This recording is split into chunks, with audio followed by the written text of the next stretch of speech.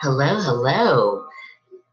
My name is Shanae Andrea, and today we are going to be reviewing Chapter 2 of The Magic of Compound Recruiting, The Secrets of Building a Super Hierarchy. Before we get started today, I want you to take a moment and I want you to think about what your goals are. Right now, we are currently running something called the 40-40, which is the 40 days and 40 nights. However, I want you to think about what it is that you wanted at the beginning of this time frame. So, did that goal stem from your time freedom goals? Do those goals stem from your personal freedom goals? Do they stem from financial freedom? I want you to remember what it is that you are focusing on for this particular time frame as we get ready to go through this information. A builder's mindset, the magic of vision. Mr. Bradley always says, 9 that are mine and 3 that can see.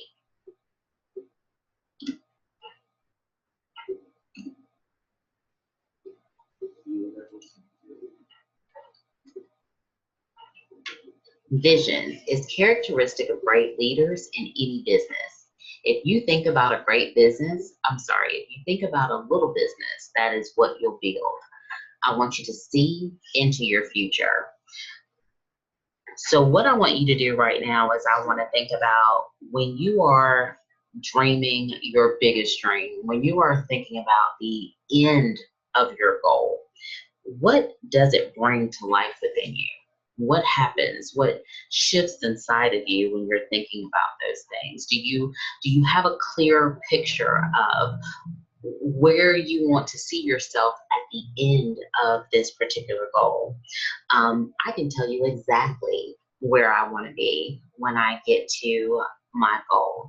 I want to be able to walk across the stage at my company's event, and I want to be able to be surrounded by the energy that I can see of clapping hands and people that are so excited about everybody's experiences and everybody's accomplishments. I want the energy to build, and I want it to grow. I want to be in front of people who are clapping, and I want people behind me who are supporting the fact that I'm standing up there getting some type of an accomplishment. And I know exactly what it is that I want. I laugh because in my goal, Mr. Donald Bradley is putting a ring on it.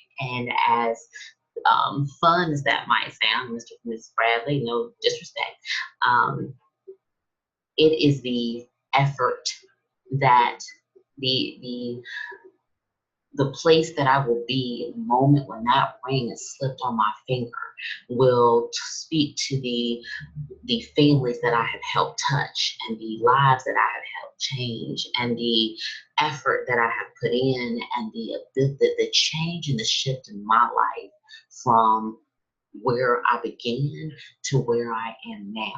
And that speaks volumes. Even now, as I speak about it and I think about it, I've got chills and I get excited, and my body begins to, I want to run and I want to go, because that's just how exciting it is to think about the moment that that ring slips on my finger. And it will be one of many, because I plan on Mr. Don Bradley putting multiple rings on my finger.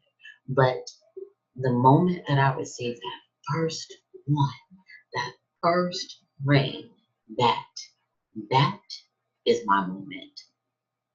So I hope that you are able to envision what your moment will be. So make no small plans, for they have no power to stir the souls of men. Mr. Victor Hugo.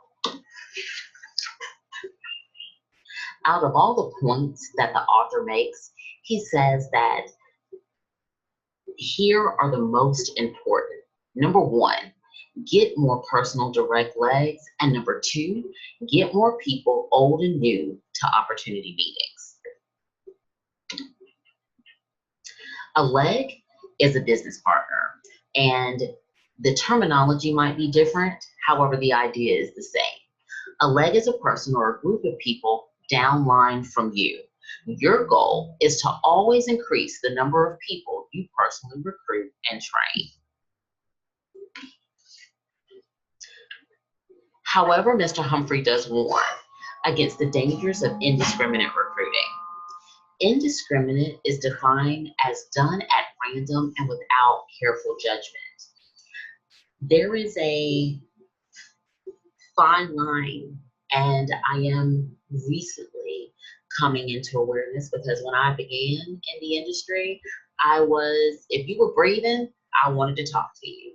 And I have had to learn myself how to adjust and what I needed to do in order to make sure that I was building a team that was going to be beneficial for not only the team members, myself, and the company.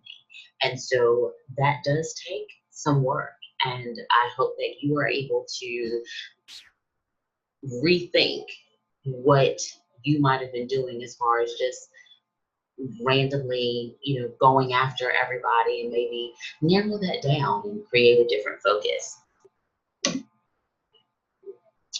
And in that focus, we get to training. And you have to give people you hire the tools for success. No money, none, is made until the product is sold. And you can't sell the product until you are trained. Every person who has ever built a successful marketing organization has trained or found someone to train every single new person.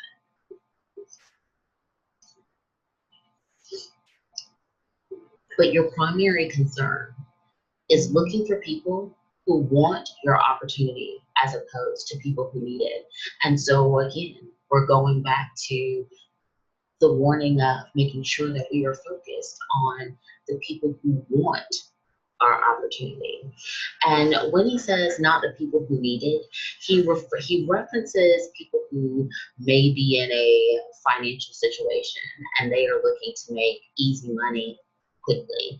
And that is not what our industry is. It takes hard work. It takes dedication. It takes work to do this. And so if that is what they are looking for, then unfortunately that might not be the best fit for your particular opportunity. The key to winning at anything is how much desire you have or how you will win.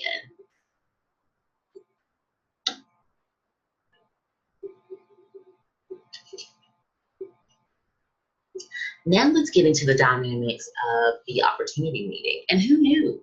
Who knew that there were dynamics to an opportunity meeting? Wonderful information. When I say that this book has opened up and given me so many aha moments, and this is just chapter 2, so I'm so excited to get further into this book. So let's start with the first, which is to resell the dream to the older the existing team.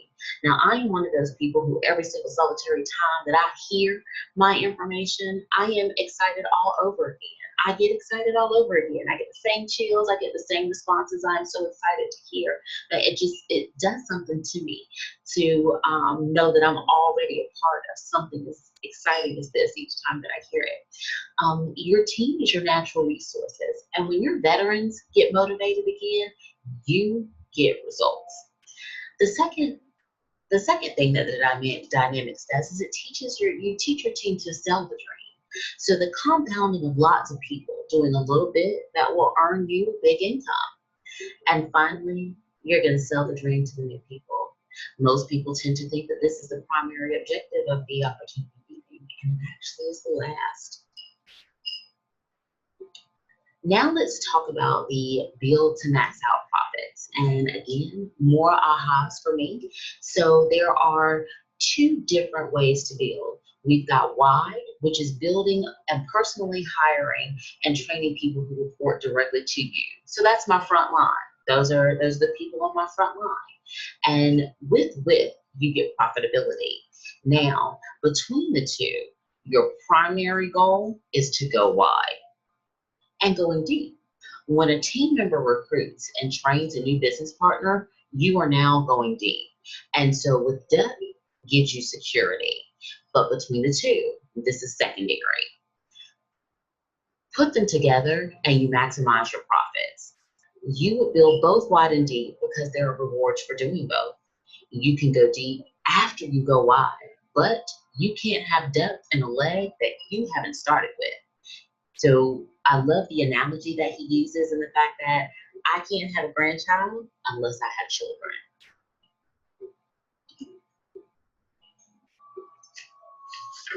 And here we are with hitting sales and aiming at your recruits. So this means that if you focus on hiring and training new people, sales by them will come naturally. Hire them and then help them to build their own team.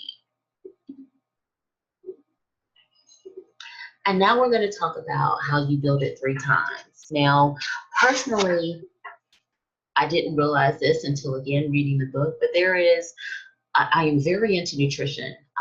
And so one of the things that I focus on is the best way to support and feed my family. So let's say that last week I cooked a lot of meals that were heavy in carbohydrates. And so this week I want to make sure that I go carbohydrate light. So that means that I'm going to sit down and I'm going to create a menu in my head of what it is that I want to fix for my family. So I'm going to think about it. Then I'm going to put that information down on paper. So I'm going to write down my menu, write down my grocery list, and I'm then going to go to the grocery store. So I'm going to build it or I'm going to do it. Now, I stay on my list. And I do not move from my list so that I don't put extra things into my home that I said that I didn't want to bring in originally. Now, I want you to think about the structure or the information that the author gave when he spoke about the master builder, and he talks about if this person or if this group of people, so if you're in a structure right now, if you're in your home, if you're at work, if you're in your vehicle, if you're at the gym, wherever you are listening to this, you are in a structure. And if that structure was not pre-planned and well thought out and had a proper vision, what would it look like? Would it be working? Would there be a foundation? What would you be dealing with? So building it 3 times is a fantastic way to make sure that things are well thought out. And again, if you were in a home and the builder had no plan and the builder had no vision, what exactly would your home look like?